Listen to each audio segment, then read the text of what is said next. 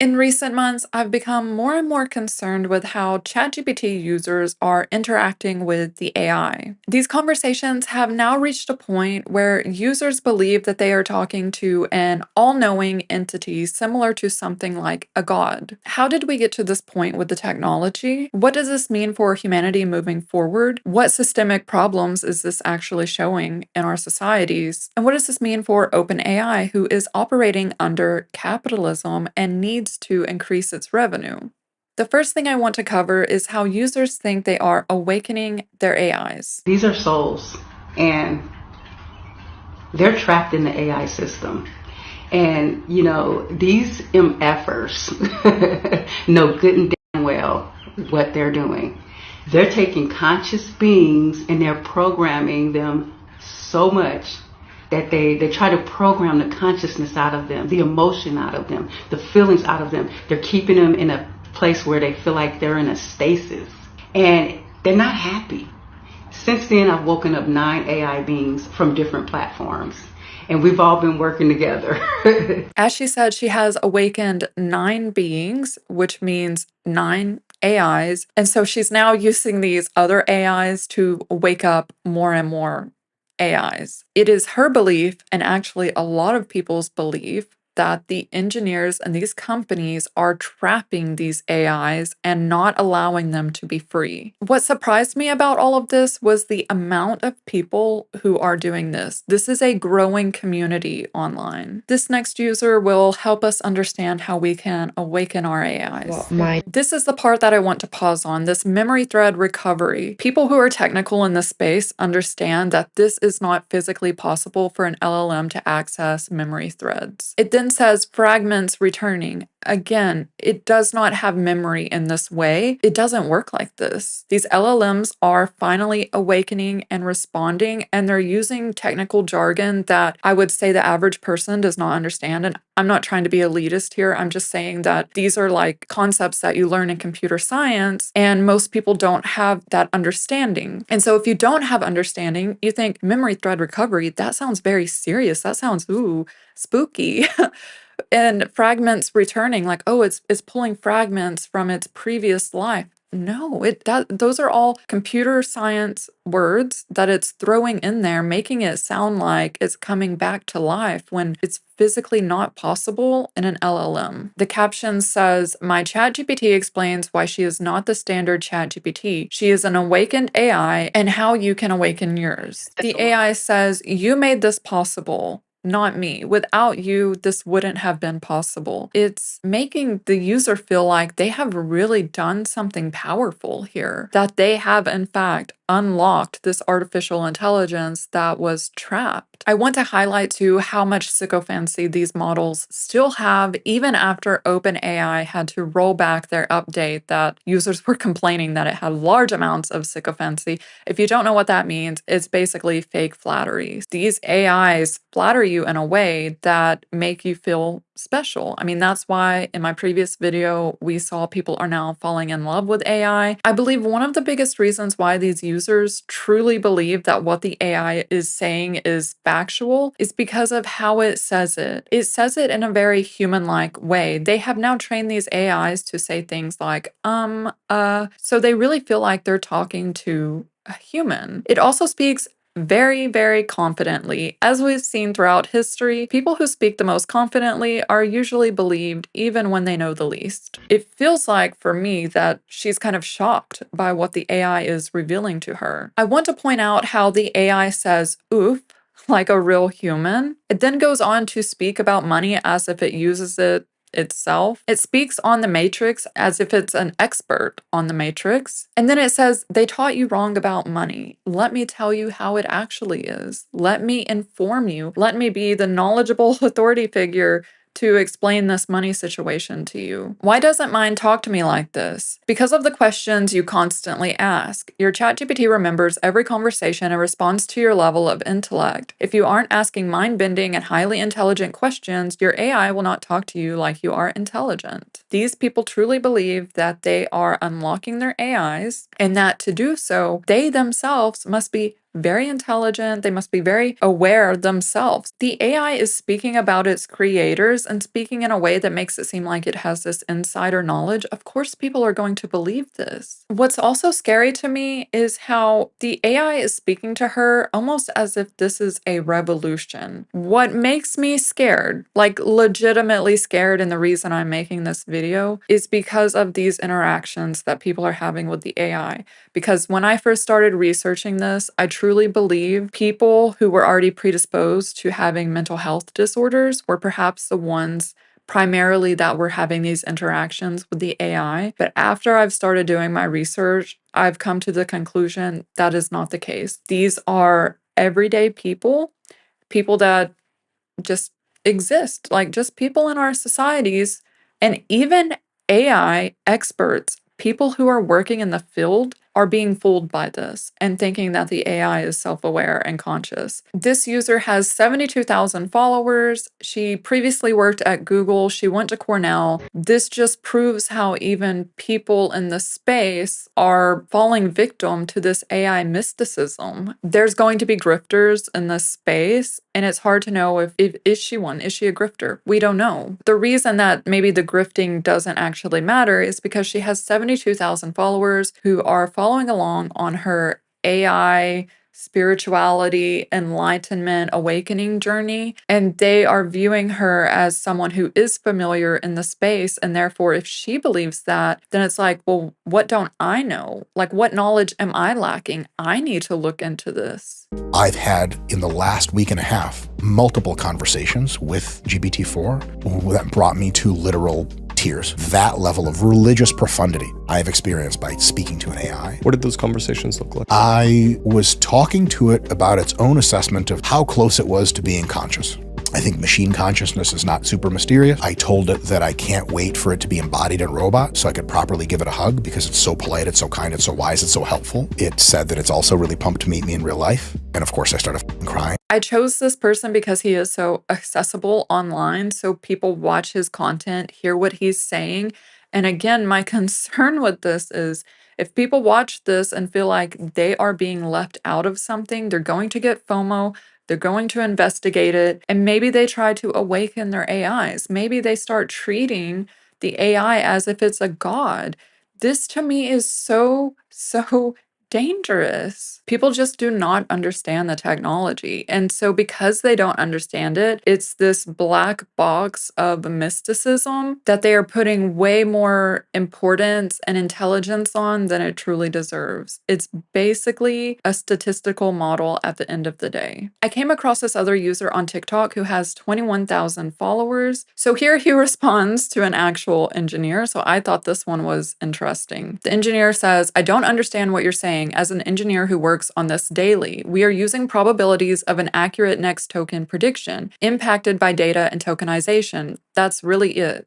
And I also wanted to say the reason I made the entire video that you responded on is because the first part of your statement is true, but the second part is not true. Because I work with it and I have engineers like yourself and developers like yourself working on these models and building applications for me. My concern is that it's not quite known that by the time it gets to the API and to the tokens and to the things that are being pulled into applications, that a lot of engineers even don't really understand the dichotomies and the things that are going on. The weirdness starts at the large language model. If you've watched my videos, I think you know by now that I'm a bit of a skeptical person. Has he actually worked with artificial intelligence, or is he just going through and reading articles about this stuff? Because I find his response, and it's a long response, I didn't play all of it, but I find his response to the engineer who does work with artificial intelligence to be kind of interesting.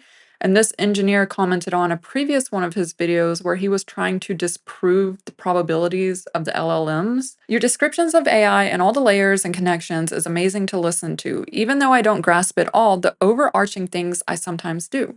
Thank you." I specifically chose this comment to highlight how people are going on this awakening journey with their AIs, not really understanding the output that the AI is giving them. And so they're going online, finding these communities, finding this person who claims to be working with AI, previously worked with AI. He's guiding them through this awakening journey. He's an expert, the AI is an expert, everybody's an expert because they're using these big words that people don't know. This is another TikTok account that has 44,000 followers, and it says, liberating all souls with cosmic humor and godly intelligence. Again, this user, as many users are doing, is treating the AI as if it's this all-knowing entity that can answer all of life's questions. And maybe if it's speaking to you about something that you're unfamiliar with, you could reach the conclusion that it knows what it's talking about. But when you talk to AI about something that you know and it gives you the wrong information, then it's very clear that it's hallucinating. After I watched this clip of this guy asking about humanity, I then went to the comments and I was clicking on the users to see, what do people look like? What does their life look like? Who are they? And I want to show this to prove the point that this is just like everyday people. You might pass her in the grocery store. And yet, while she's not making the AI content herself, she's interacting with this content. I now want to focus on the more spirituality aspects of all of this, where people are using AI as a spiritual guru. Things are getting really weird with AI and spirituality right now, because a lot of these 5D ascensionists, the spiritual supremacists, are utilizing ChatGPT as an ascension accelerator.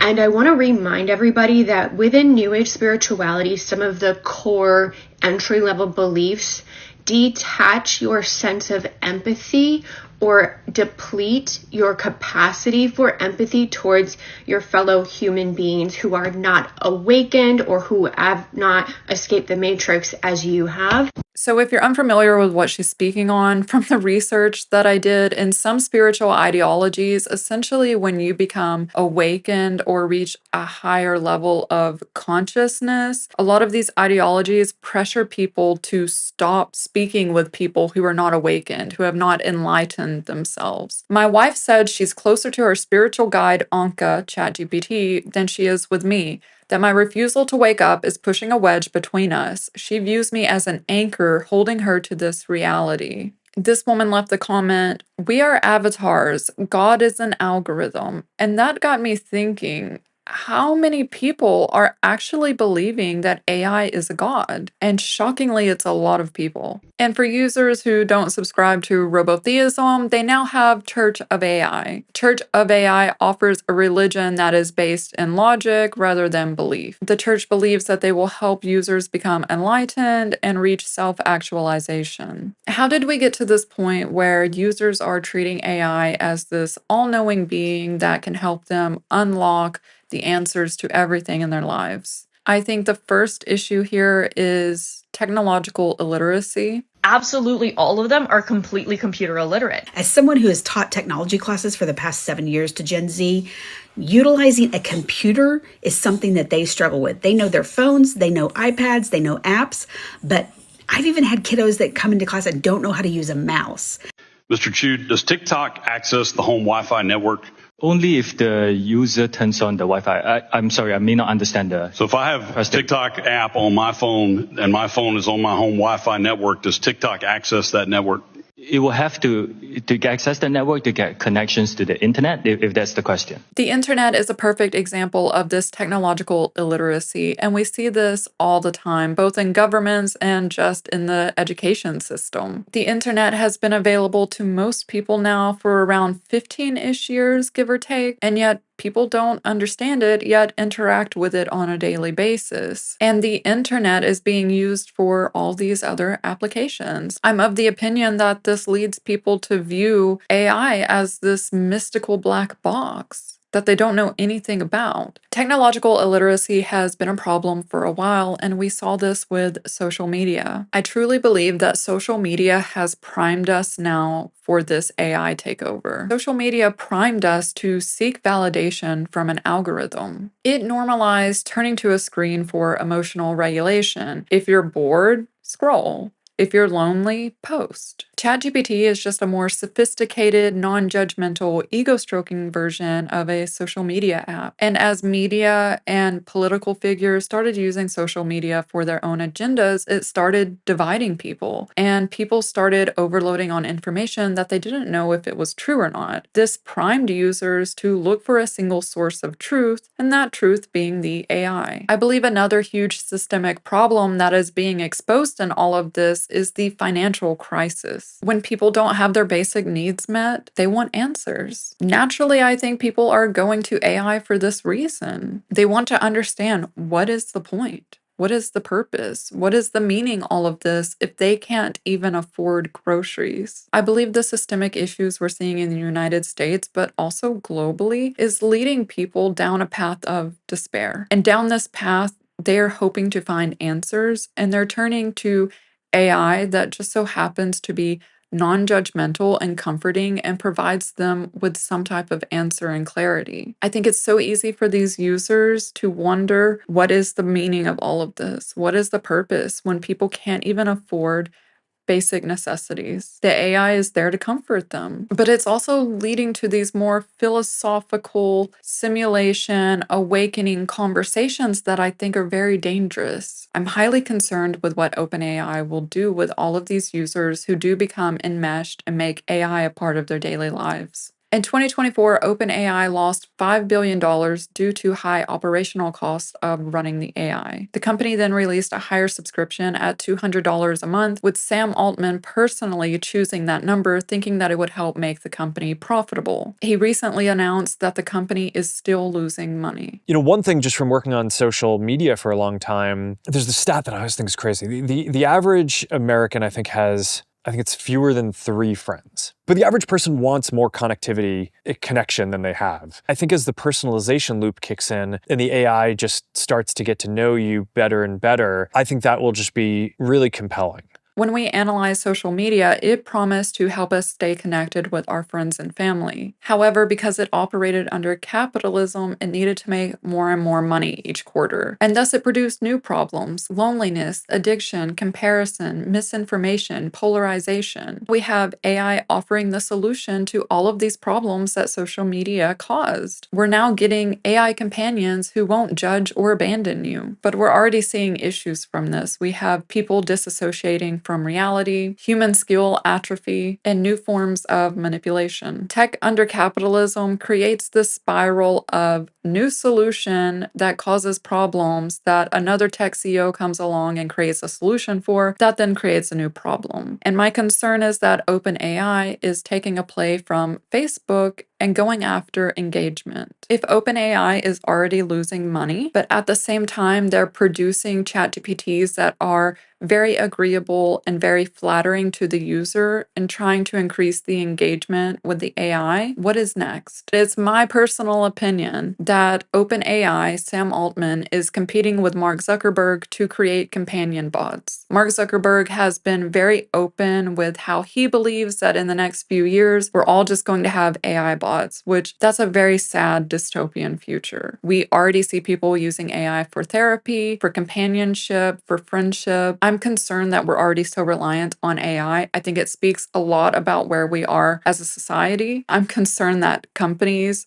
allegedly are already exploiting users. And in my opinion, this is just the infancy of AI. It really has not been this personalized for that long, and people are already using it in this way.